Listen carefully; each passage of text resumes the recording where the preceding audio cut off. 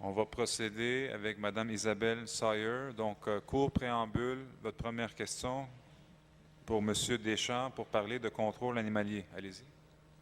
Bonjour. La longévité des chiens et des chats dépasse 10 ans. Pourtant, les Montréalais ne conservent leurs animaux en moyenne que 19 mois, soit moins de 2 ans, ce qui augmente considérablement la charge municipale de gestion des animaux abandonnés.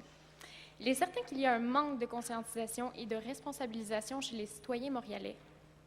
Mais l'offre constante de nouveaux animaux, faciles à se procurer, même sur un coup de tête ou pour un cadeau de Noël, n'aide vraiment pas. Le reportage d'enquête du 20 novembre 2008 a clairement mis en lumière qu'une bonne proportion des animaleries du Québec s'approvisionnent auprès d'éleveurs non certifiés, parmi lesquels se retrouvent les nombreuses usines à chiots du Québec. Ma question est donc la suivante. Est-ce que le comité consultatif mis en place par votre mairie examinera, dans sa réflexion sur la condition animalière à Montréal, la possibilité de restreindre la vente des animaux de compagnie aux seuls animaux provenant d'éleveurs certifiés et la possibilité d'augmenter les standards d'adoption, comme l'obligation de stériliser son animal, ainsi que la quantité d'informations devant être fournies à l'adoptant, qui sous-estime bien souvent la charge que représente cette responsabilité. Donc, la question est posée. M. Deschamps.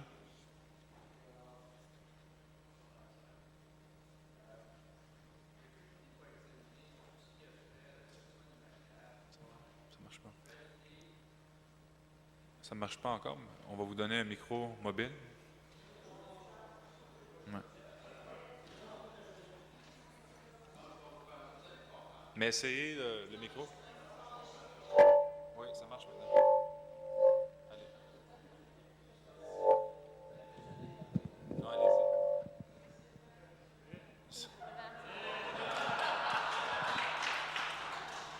Non, allez-y.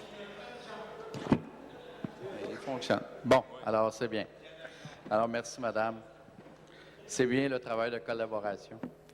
Alors, le comité là, a reçu un mandat d'examiner, en fait, ce que les comités de travail vont faire. Il y a des choses, ce qui se fait en vente libre, je ne peux pas dire que la Ville de Montréal a un pouvoir là-dessus. Là. Bon. Maintenant, on va faire, comme je l'ai dit à plusieurs reprises, on va essayer de faire une campagne de sensibilisation à Montréal et on espère que les Montréalais, les Montréalaises vont être attentifs à cette campagne de sensibilisation-là pour acheter les animaux qui sont justement bien préparés, si je peux dire, et ça veut dire stérilisés, vaccinés, et j'espère surtout que les Montréalais et les Montréalaises vont s'occuper de leurs animaux plus que 19 mois. Mais ça relève aussi de la responsabilité individuelle. Il y a des responsabilités qui sont collectives, il y a des responsabilités qui sont individuelles et elles doivent être assumées. Alors, je pense que la Ville prend toutes les responsabilités qui lui incombent. Moi, j'incite les Montréalais et les Montréalaises à prendre comme propriétaires d'animaux les responsabilités qui leur incombent également. Merci. Attendez, et ils vont vous amener le micro. Donc, deuxième question, sans préambule, allez-y. Oui, je me demandais s'il était possible d'incorporer clairement au mandat du comité consultatif, d'incorporer une clause expliquant la nécessité d'examiner cet enjeu pour être certain que ça soit bien exploré. Par exemple, en recommandant l'étude de la réforme animalière mise de l'avant par Verdun.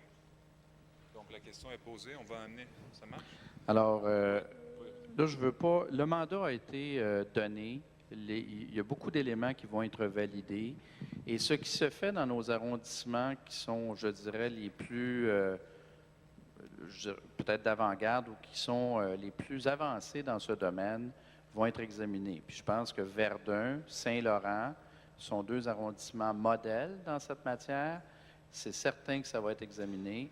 Puis si on peut l'étendre, de façon respectueuse avec l'ensemble des arrondissements, ce sera fait. D'accord. Merci beaucoup. Et je vous avise aussi que c'était la deuxième question sur le contrôle animalier. Donc, après la prochaine question, on ne pourra plus prendre des questions à ce sujet.